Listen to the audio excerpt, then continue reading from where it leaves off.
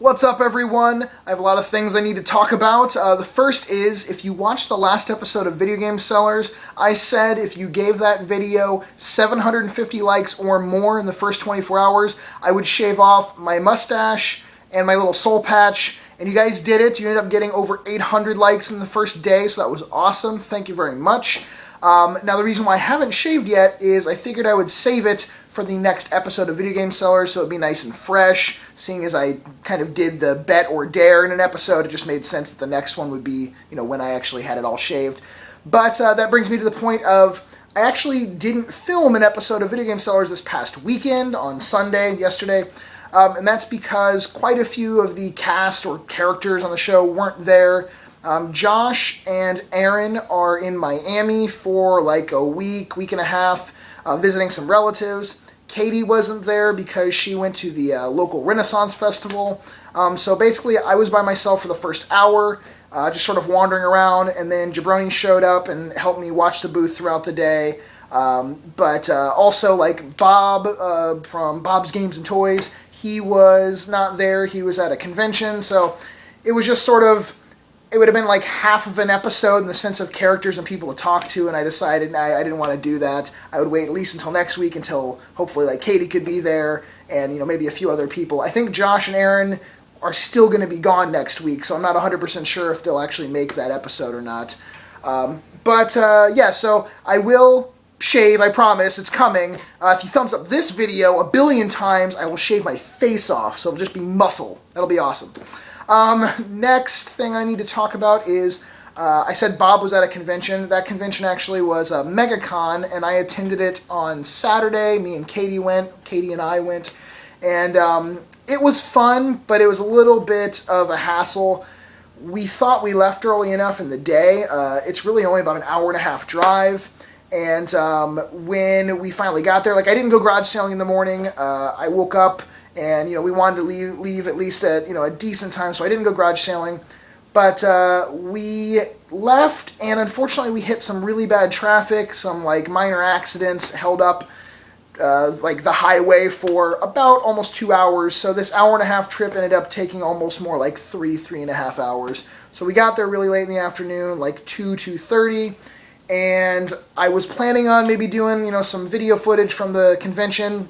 It was so packed and such a mess in there, at least from the time when we were there, that I filmed a few clips and I realized, I can't really film much. I couldn't really get any good shots of people in the costumes because I was waiting in line to get some autographs from Walking Dead people, and that was sort of a nightmare. Basically, if you look up there, I took this collector's edition for Season 3 to go get signed, and unfortunately, right when I got up to the governor to get his signature, he took a break for like 2 hours or something, so it was the person in front of me was the cutoff. So I ended up didn't get his signature, didn't get Michonne's signature because her wait was like 2 or 3 hours. So that kind of blew. But we did have fun at the convention regardless, and I did meet some people, some viewers of the show and of the channel, so that was really cool getting to talk and say hello. But I think that is it for this past weekend of what happened. Now, since I didn't film an episode of Video Game Sellers, on Wednesday I'm going to put up a video that I've been wanting to do, or at least sort of kind of start like a little mini-series thing. And it's basically just going to be game collecting tips, and then sort of like a subcategory for each one. And the first one's going to be about garage sales. I have had a decent amount of luck. Some people call it, luck. Honestly, it's a lot of, time and effort, and it's a numbers game. So I kind of wanted to just describe in that video things that I do, when I go garage sailing, and some techniques I use. So that will be Wednesday's video, and hopefully, maybe like once every month or two, I'll put up another one. Maybe one will be about, collector's editions of video games, or, working in a game store or something like that. So we'll see. But yeah, so keep an eye out for that on Wednesday. To get to my pickups, since I didn't go garage sailing, I don't have like a mass amount of stuff to show you. I did do some trades with some people. I have not gotten the stuff in the mail yet, but I traded off some of those Turbo Graphics games I had shown in the last pickups video. So I will be getting some pretty cool things from those trades. Now, everything I basically got in the past like week or so was newer things, and all this stuff is for me. I bought to play for my collection. First up, Yoshi's New Island, and I've heard sort of, I don't know, mixed opinions on this. I've never played a Yoshi game that I didn't enjoy, so I can't imagine it's just bad or horrible. I kind of like the fact that Nintendo, a lot of times more recently in their games, their new thing they add is just a large version of something. Like in the new Super Mario Bros, they added like giant Mario that just ran across the stages.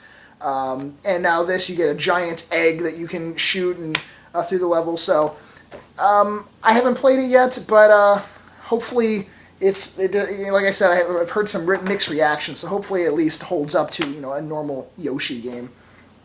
Next is Thief. I have played this a little bit. This is another one that just seems like I've had people come into the store and they have not enjoyed this at all. But I always think of, I try to get a vibe of who that person is. And they seem to be people that did not play like Assassin's Creed, or they didn't play Dishonored or games like that. They were looking for more of like, I guess, an action shooter kind of game or something.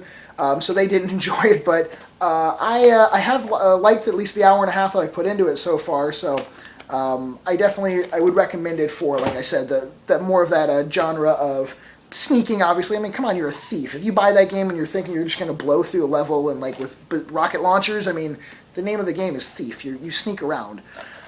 Next is the $29.99 release. It was going to be $40, but they dropped it down $10. On the PS4 of Metal Gear Solid 5 Ground Zeroes.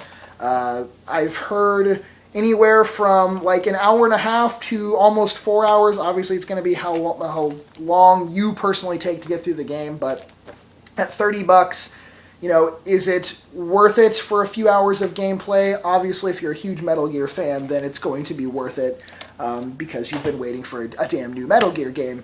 But no one's really brought it back to the store like in the first day, so obviously at least it's enjoyable enough to, keep for more than a day. Then we have Yaiba, Ninja Gaiden Z, and this, like the first print edition, was the special edition that came with a Dark Horse comic, original soundtrack. It's a digital code. Costume DLC for use in Dead or Alive 5 Ultimate. It's like playing a comic book in the Ninja Gaiden universe against zombies. So, interesting little sort of like spin-off or side game. I'll save those ones for last since I've been waiting for those to come in the fucking mail forever. Next, this was a pickup from just this past week. New game, another PS4 title, Infamous Second Son.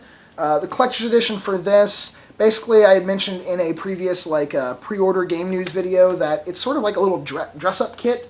You get a beanie, some pins, and some patches.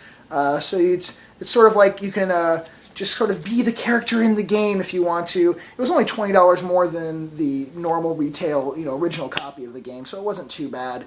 Basically, if you separate it for $10 for a beanie, a few dollars for the patches, and maybe like $5 for the pins or something. Now, I pre-ordered these off of the wonderful Square Enix / Digital Rivers website a long time ago, and this is what was supposed to come a long time ago, and it didn't. The collector's edition for Lightning Returns, Final Fantasy 13, and this has like the pocket watch and art book and soundtrack and blah blah blah. But this was released last month, and I had, like I said, I had pre-ordered it.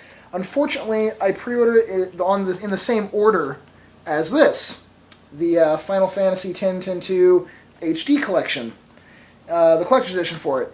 And they don't ship products in your order until everything is released. It was sort of my bad. I'd say 20% my bad and 80% theirs because they didn't warn me in the transaction. So when I found out afterwards by doing some research on another part of their website, I realized, shit, I'm not going to get this for a month.